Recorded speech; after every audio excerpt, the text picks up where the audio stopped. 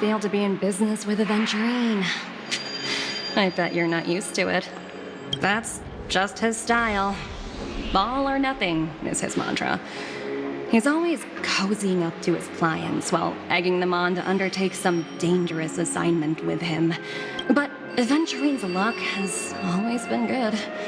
He's always closed all his cases without a hitch and basically never lost a gamble. Which is why, on the issue of retaking Penacony, I'm watching with keen interest. Of course. It's business after all. What's important is where you're seated at the table. As for the two cases, apologies, but I don't have much info on them either. All I can do is ask you to keep digging for more details.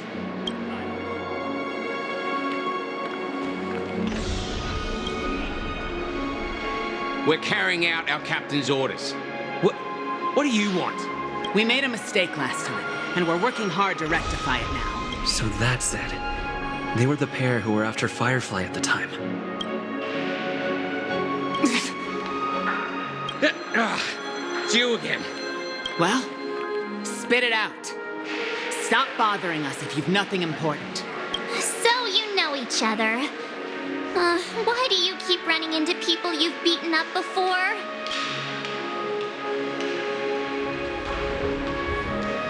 That's right. We're investigating a murder for the family. Can we speak to your captain about the case? Hey! The security officer instructed everyone to shut their traps. But what murder? You'd better stop spouting nonsense. Yeah, that's right. We have nothing to report. Please leave. Looks like they're not going to cooperate. But they did at least tell us that the captain is at Dream's Edge. Why don't we just look for the security officer then? It's probably Gallagher, the one he mentioned, right?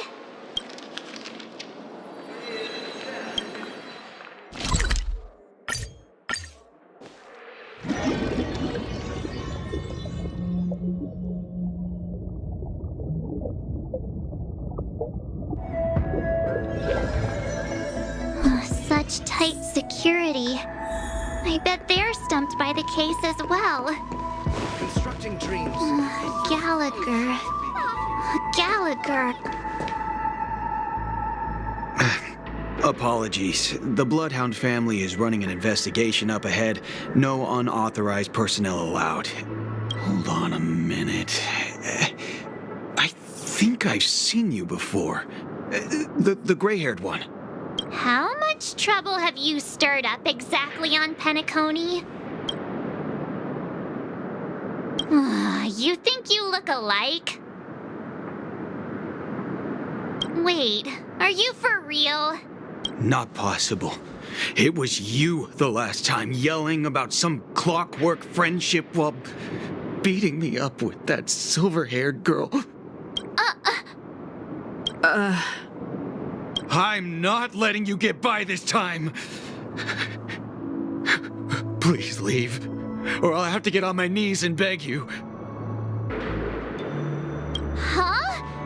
What kind of heinous crime have you committed now? Hold on, sir. We have documents authorized by the family that would aid your investigation.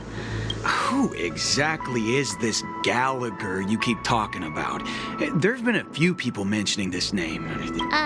He didn't send you all here? It was the security officer who dispatched us. That's all I can divulge. He'll do. He's the one we've been looking for. Sorry, no can do. The boss said that since it's a matter of the family's reputation, no one's allowed through. Everyone, please leave. There's really no need for us to make things difficult for each other, right? We're really sorry for troubling you. Let's think of another way. Another way. That's it! Didn't they say something about that? What was it? Clockwork? That got this guy to change his mind. Can you perform it again? That, clocky magic. Please?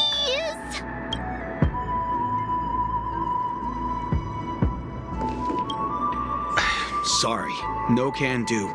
The boss said, everyone, please leave.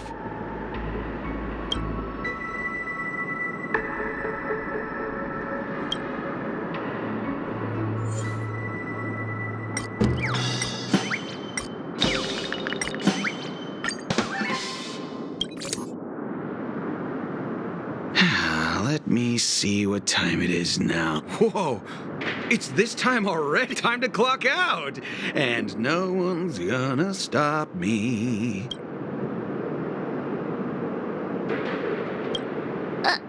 What? Huh?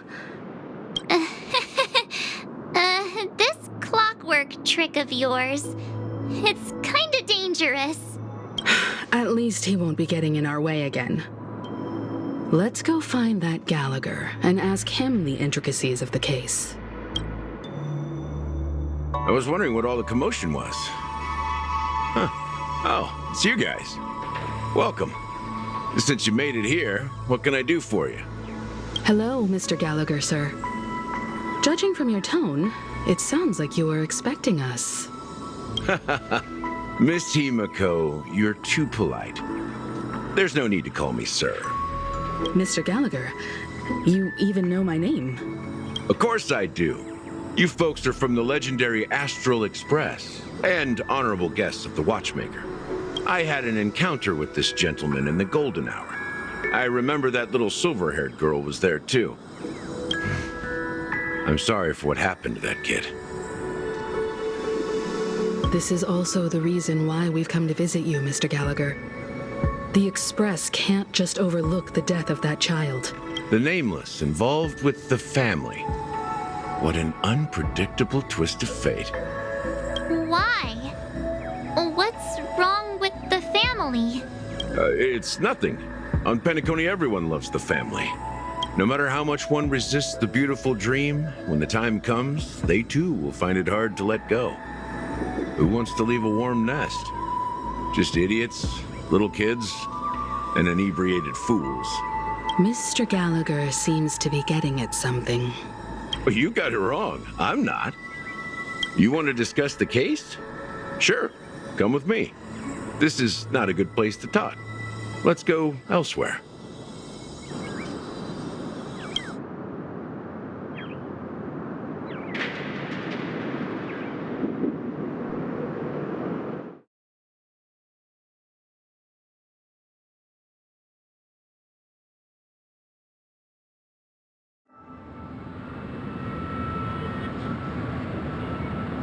Even after that chilling tragedy, this dream is still running effortlessly. Other than the family of the Harmony, it's hard to imagine any other power in the universe that could sustain a building of such magnitude. The family itself is a huge, perfect building. Like a living idol. Each member of the family sees themselves as a piece of the divine puzzle, revolving around a singular core and a shared ideal. Interesting analogy. Perhaps that's why Penacony's beautiful dream has persisted for so long. But the human body has its limits, and so does the divine's. That doesn't sound like the kind of comment a Galaxy Ranger would make. Just pointing out the facts. Mr. Yang will definitely have a better sense of what's going on than I do. Why do you say that, Miss Acheron? The beautiful dream is crumbling. But not because of a particular eon, a particular faction, or a particular visitor. Its collapse stems from a certain inevitability of human nature. As people immerse their souls in the dreamscape, where consequences and pain cease to exist, and only ease and pleasure prevail, they draw closer and closer to necrosis. Also, this necrosis will diffuse and spread. One piece of the puzzle's mutation will eventually cause the entire building to shake, break, and crumble. In the end, the dreams that people built in the name of freedom became the cage that imprisoned them. I'm sure you've gained a lot from this trip, Miss Acheron. Are you willing to share your findings with me? Of course. That's if I remember.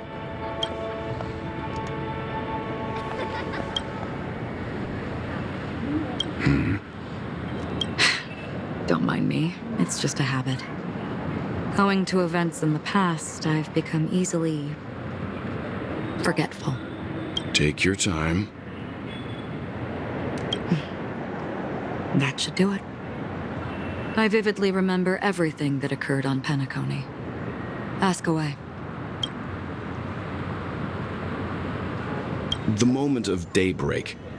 I've heard that's where the Dawn Factory, which processes the foundation of the dreamscape, is. Behind the dreamscape's song and dance stand many imagination factories. They say it will suffice. Experiencing the bizarre and motley dreamscape is the best reward.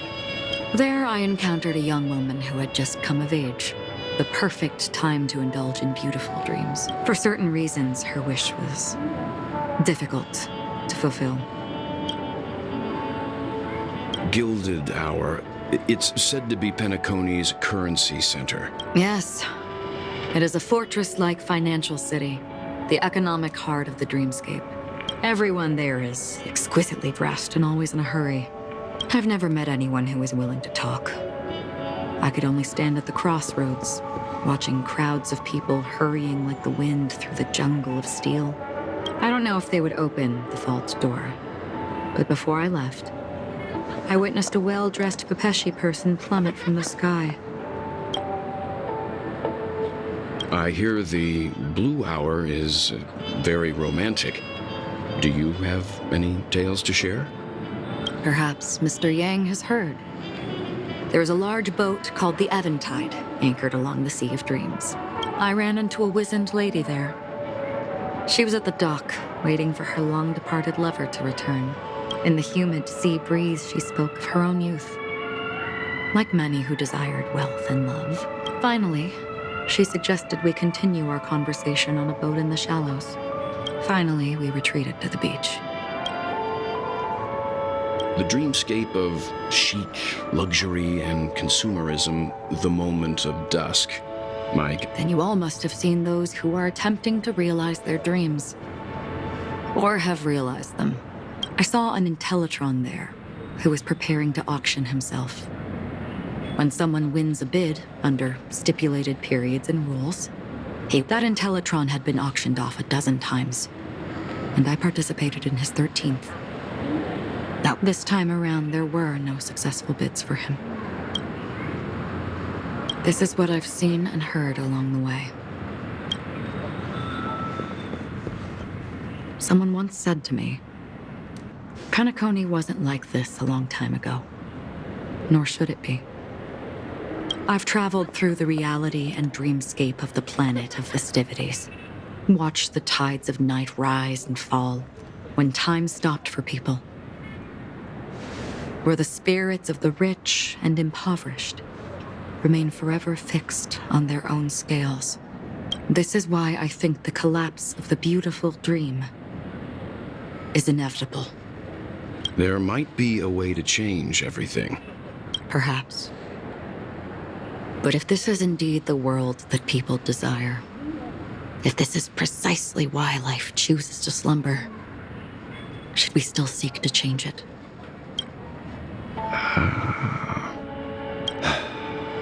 Miss Acheron, now it's my turn to share a story with you. There was a man from my homeland who, at a time when the world was grappling with deep, unhealable pain, made a choice. He wove together the dreams of everyone in the world, linking people's dreamscapes, and shouldered this burden himself. From this, he created a giant, a spiritual atom. And since that moment, the giant stood between heaven and earth, becoming the pillar of the world's existence. As a price, those who found it hard to move forward, who could not advance, forever lost their future. They slumbered in a dream, devoid of disaster and pain, living out their days peacefully in the man's created utopia. And it is because of the wishes of those people who wished not to awaken that this spiritual atom became unbreakable. And yet, you stand here right now, Which also means that man failed. Because people must always move towards the future. Even if human weaknesses make them pause when they truly cannot move forward, humanity will eventually seek a way to save itself. And that man, he was never a failure. Like everyone in that world, he etched the possibilities of human nature into his heart. He was the sun chaser of legend, soaring towards the sky and embracing his final victory with his fall. He ascended to heights uncharted, only to come face to face with the sun, a place not visited by anyone before. His wings would melt because of it, only for him to fall into the sea. And after that,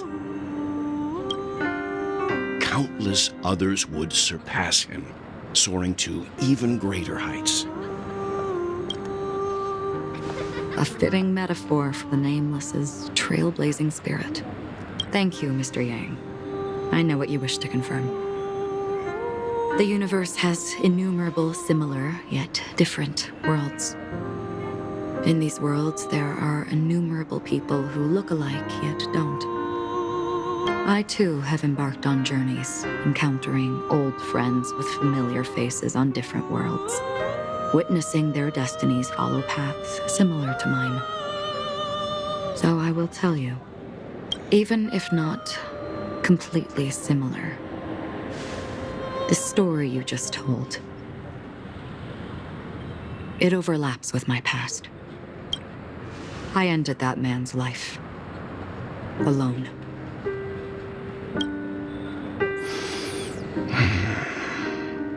I am not who you think I am, nor will my home be as fortunate as your world. I am sorry. It's fine. I don't mind, so long as I can alleviate your suspicions. There's something I still wish to know, Miss Acheron. Under that representation of the hunt, exactly what sort of power is it that has motivated your solitary journey thus far? Mr. Yang, before answering that question, I wish to continue the previous topic. I like your analogy very much. Indeed, birds are born to fly. But in a distant past, their ancestors could only gaze at the sky in envy. They saw that faraway ray of light from above the heavens, piercing through the clouds and blanketing the earth.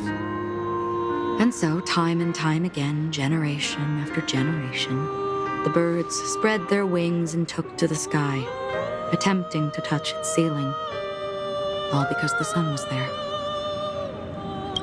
Then, what if the last bird finally soars into the sky, only to realize that the end of the light is not the sun, but darkness?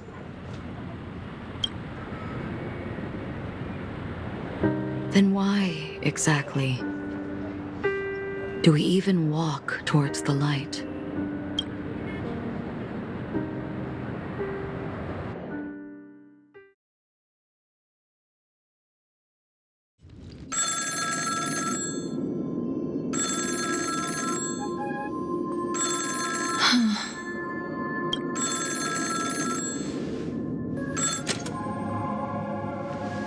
Long time no see. Having fun on Penacony? Acheron? This voice, it's not Constance. Could it be her companion? Though I don't know exactly what you are, or what you're up to, my bullets will find you. Until then, you best find a casket store on Penacony and ask the owner to reserve a good quality casket for you, imposter. Imposter? I see. She gave my whereabouts to someone who's tracking Acheron too. Who are you? Huh? Did I make a mistake? Who the heck are you? I'm the Garden of Recollection's memo keeper. Not bad. This This is the kind of tough challenge I like. You that imposter's bodyguard? Never mind. It's fine. I'll leave a round for you. So get that forehead clean and wait for me. I don't know what you're talking about, but you know Acheron, the Galaxy Ranger, yes? I have something to ask you. Are you asking me to write your will? Sure. Go ahead. Not quite. I only want to ask, how exactly did she become a Galaxy Ranger? She's clearly not a pathstrider of the Hunt, but you are, aren't you? Tell me, what's Acheron's deal? Sure. Heck, never thought I'd come across an ally. What a stroke of luck. Well, I'll be on Penacony soon. Memo keeper, go buy a bottle of Asdana's white oak and warm it up, and I'll raise a glass to you. That lady's passed. Well, nobody knows. But if all you want is a simple answer, sure, you best get a chair and take a seat. That woman, named Acheron, is an emanator who should not exist.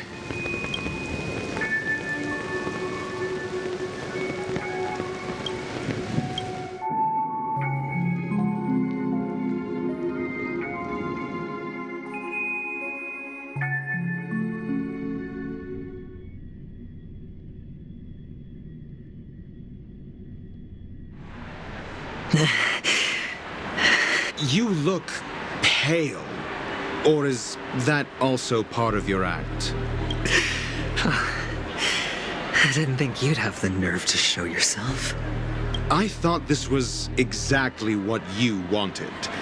After all, I faithfully fulfilled my duties as you instructed. Just tell me if you can't hold on any longer. So, the genius of the Council of Mundanites wants to be my Undertaker now. My, what an honor. Yes, and I'm pretty sure the people at the Strategic Investment Department would love to be notified of your death in due time. But let's not forget, you won't be seeing them, because I'm the manager of this task. Great. Then tell your people that Aventurine is ready to go in 17 system hours. Oh, you've got a lot of nerve. How exactly do you plan on completing your task while your hands are tied by the Harmony? Well, my conversation with Sunday convinced me that there's a traitor in the family, and that they hold the secrets of Penacony. So, I took the opportunity to set everything in motion. I even managed to recover the gift money. Things haven't gone this smoothly since I walked through the doors of the Reverie. Now I'm only one step away from victory. Sounds like a very elaborate way of saying that you failed. That's all I can say. Have you forgotten, Doctor? You betrayed me. Go. Do what you must. I look forward to the sight of the IPC fleet surrounding Penacony. That's true, but what's your plan? Did you conceal an orbital support beacon in that gift money bag? Well, who knows? Maybe that's why I'm handing out cash even when I'm about to bite the dust. You are indeed a gambler. An insane one at that. Maybe I am. Who knows? Fine. Here, take this. Open it when you're on your last legs. You'll thank me. What's this? Medical advice?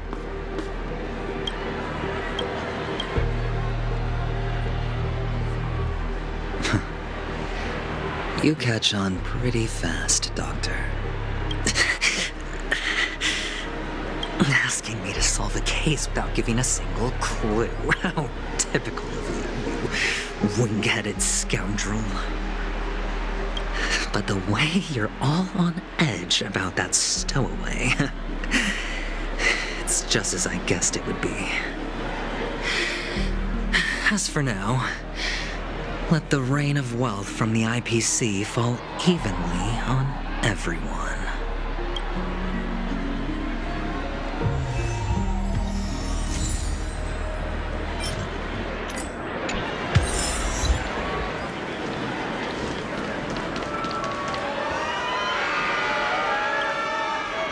Would you be willing to support my performance? And keep the Song of Beauty alive in the cosmos? Wow, how fabulous! But why would you give such a wonderful gift to a random stranger like me? Well, you see, I can't bear to see anyone in this sweet dream suffering from poverty. That's incredibly kind of you. Thank you so much, sir. If you ever get the chance, please, feel free to come by and indulge in my singing. Sure thing.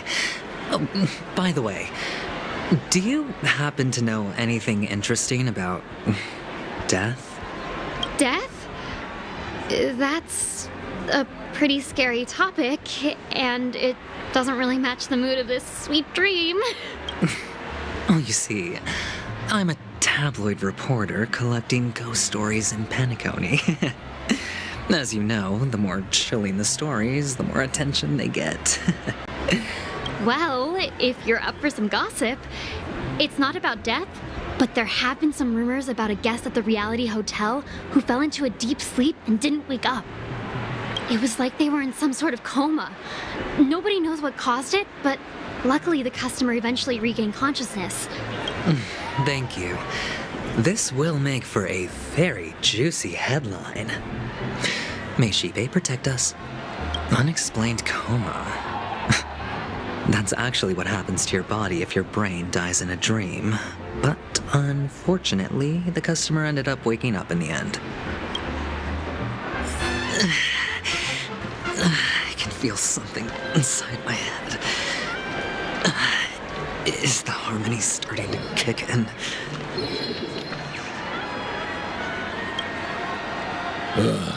The world has truly lost its way. You...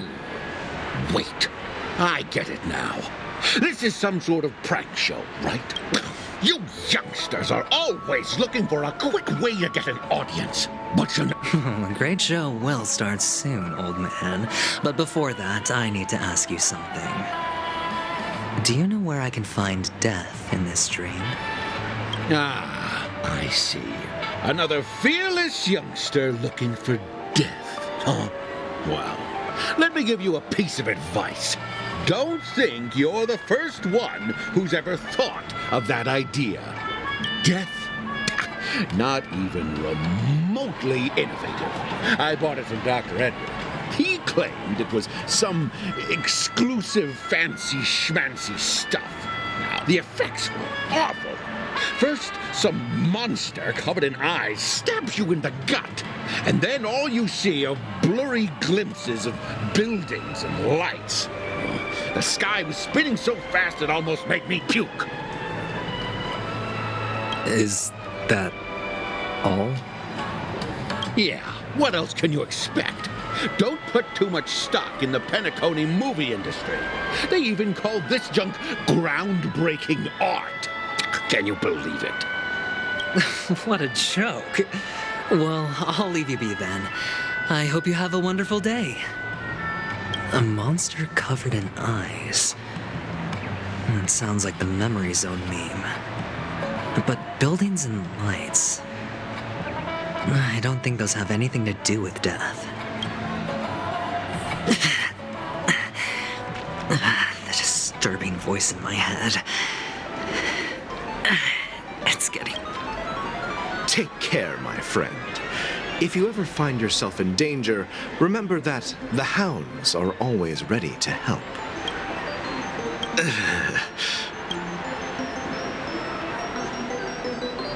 You don't look good, my friend.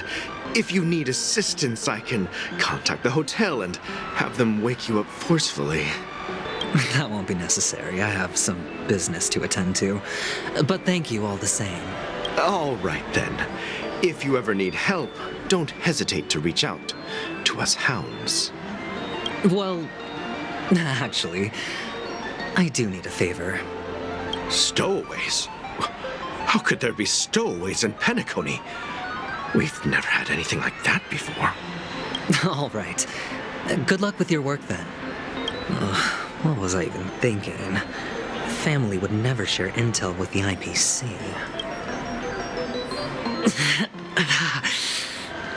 Does everyone have to go through so much torment before joining the family? Darn it. No. A sip of liquor. A blissful reprieve. To drown 1,000 sorrows. Let worries leave. Oh? You're giving these gems to me? Or are you just pitying me? Well, it really doesn't matter. As long as I have Soul Glad, that's enough. This is just a dream, after all. You really shouldn't drink so much Soul Glad, my friend. It's not good for your health. Oh? Maybe I really should quit. But not before meeting the The devil of Soul Glad? Care to elaborate? Yeah. It's a seahorse with a long neck.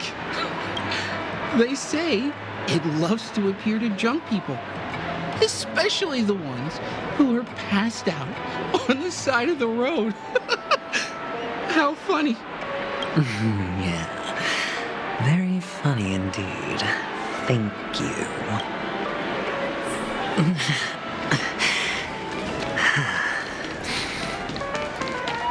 Not enough credits left? Give me that grand Where do I recharge? You want to talk to me? Sure, but nothing too sensitive, okay? Huh. Wealthy people have fancy ways to enjoy this dream. But to be honest, I've never seen anyone who gives out money to others like you. So, are you trying to be the prince from the tale, handing out his gold leaf garment and melting his lead heart in the fire? I'm flattered. I'm no prince, and I just thought these gems would help you speak. So, as an investigative reporter, maybe you've heard something about death? Another curious soul. I see. Well, that was actually the topic I was most into when I entered the industry.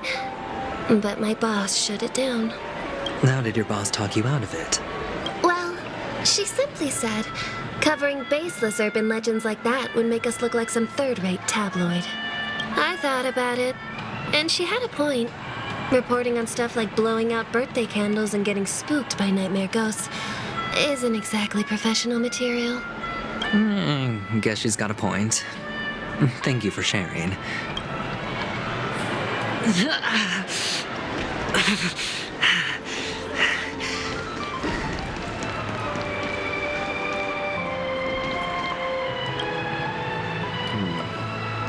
Were you wanting to talk to me?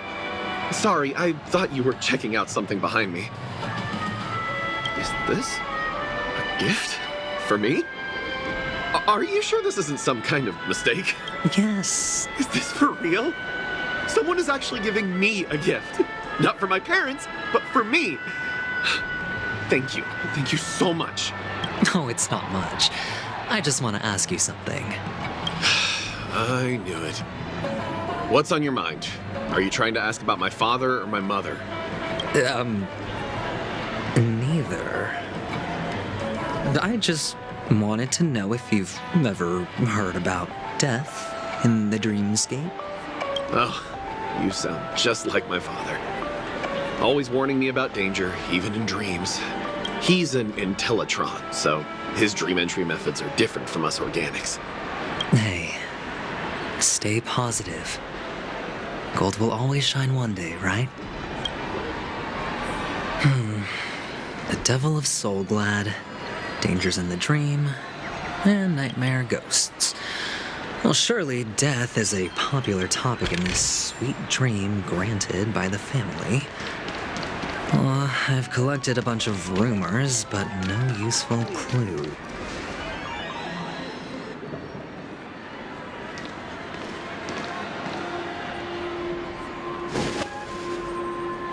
Remember what I said. You Sigonians are better off hiding in the sewers. Look at you, snooping around and sticking your nose everywhere. Is the smell of death so enticing, my fine fellow? Oh, it's you, masked fool. I should have guessed it. You're the imposter who appeared on TV after Robin's death, right? I heard you got caught by the family. I gave you a clear clue. Befriend a mute. Simple and straightforward, you know? And what did you do? You messed it up and ended up as their prisoner. I told you to make friends with a mute, not become one yourself. You really let me down. What do you mean? You know better than I do. Who watched the little songbird that couldn't sing perish right before their eyes? You did, Blondie. No, I mean... What did you mean by becoming one myself? Well, it means you'll soon end up like her, unable to speak ever again.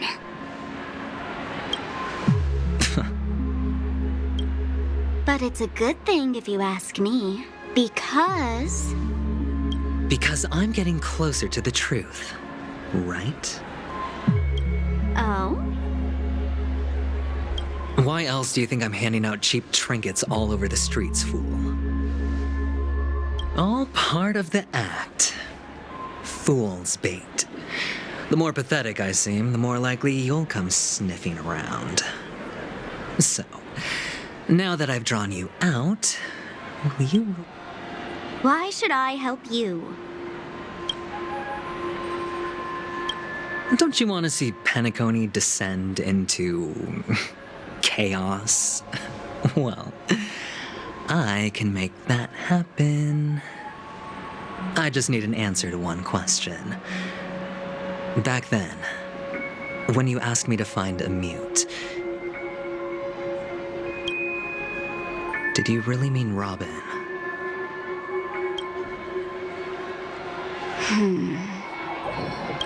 And what if I say no? Then I'll thank you. Oh, the word no has never sounded so pleasing.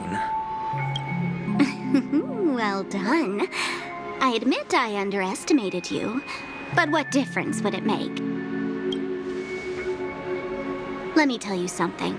There were 2 mutes, but one is dead now, and the other, though he's still in Penacony, I'm afraid you'll never find him again.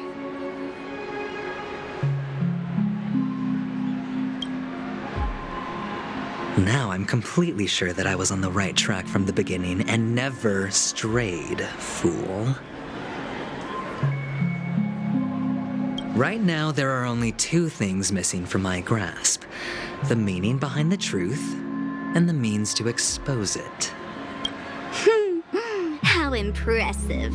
That's quite a fancy way of saying I haven't learned anything so far. Not exactly. I've gathered enough clues to prove its existence, and that's enough for me.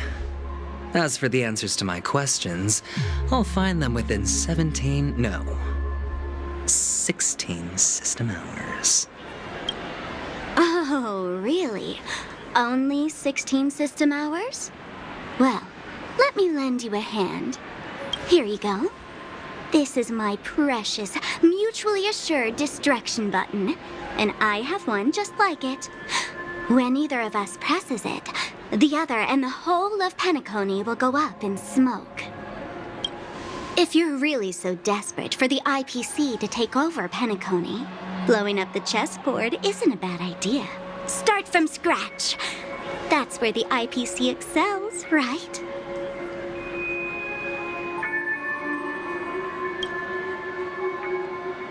Just press the button when you're at your wit's end.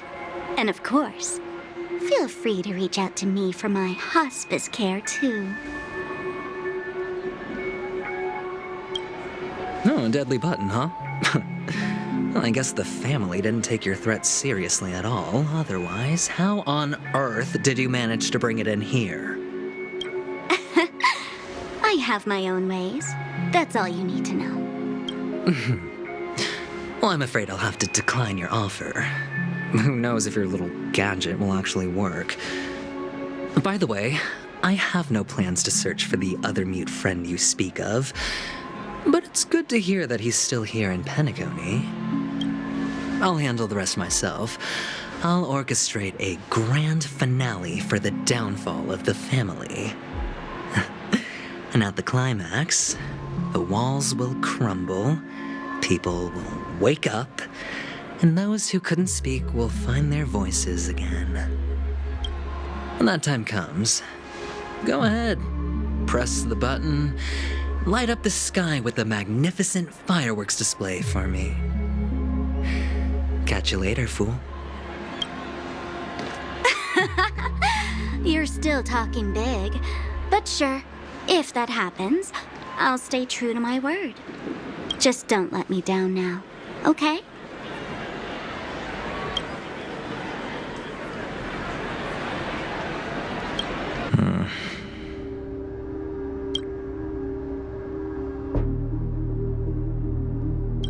So, number 35. You're back. Like your new lucky charm?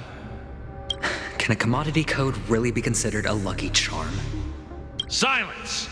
I didn't give you permission to speak, you Sigonian hound. The guys in black didn't say much, so I've no idea what you did to save your skin in that massacre back in the day. But I figured you must have had good luck, so I bought you. From now on, you and your good luck are my assets. Your first task is simple. In addition to you, I've purchased 34 other slaves. Go and play a game with them. You came out alive after 2 days. It proves that you are the real deal. You're insane.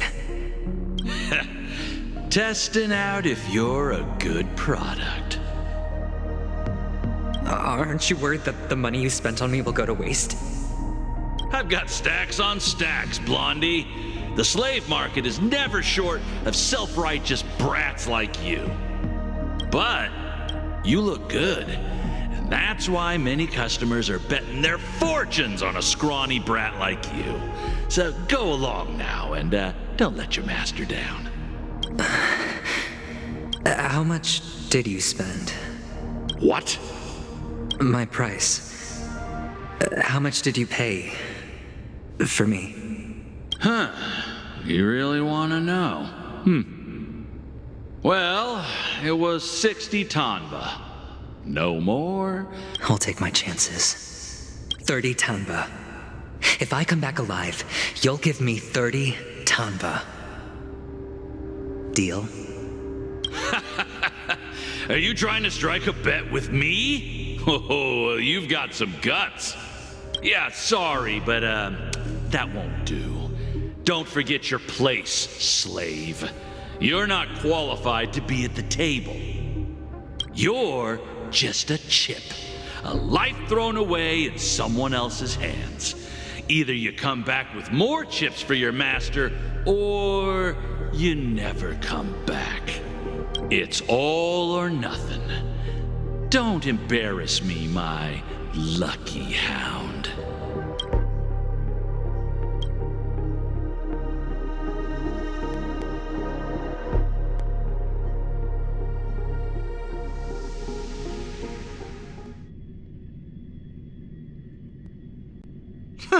What brings you here, Gallagher? Some friends from the old days. Do you have a moment to spare, Siobhan? Oh, I have the whole day to spare. Ladies and gentlemen, welcome to Dream Jolt Hostelry. This bar offers a wide variety of drinks, but we draw the line at Soul Glad. Why settle for ordinary when you can experience extraordinary? We're dedicated to serving up nothing but pure joy and laughter. What would you like to drink? I'll whip it up for you. Look! A lady as cool as Serval. Who's Serval? Will you, introduce me to her? Huh? Oops. She's heard us. Just spare them, my esteemed bartender. I'll take over the bar today. I'm getting up there in age, and I need some practice before I forget the skills that used to put food on my table. Where did you stash the ingredients? They're all under the counter. Since our guests have traveled from afar, shouldn't you whip up some special drinks? That's exactly what I had in mind. Hey, my friends, do me a favor. Go around the bar and bring me any ingredients you fancy. The discussion might take quite some time, so I'll prepare some customized, non-alcoholic drinks for you. In the bar? But aren't all the ingredients right there on the counter? Why, we're in a dream, my lovely lady. You can help yourself to anything if you wish for it. Comfort, hunger, confusion, or even boredom. It's all within reach, right at your fingertips. Oh, did you hear that? She just called me my lovely lady. Even in reality, mixing drinks is more than just throwing ingredients together. A bartender needs to capture the bar's atmosphere. Only then can a perfect drink crafted with a customer's life story be created. In other words, what you get from your drink is down to luck. So don't overthink it. Indecisiveness has no place when it comes to enjoyment.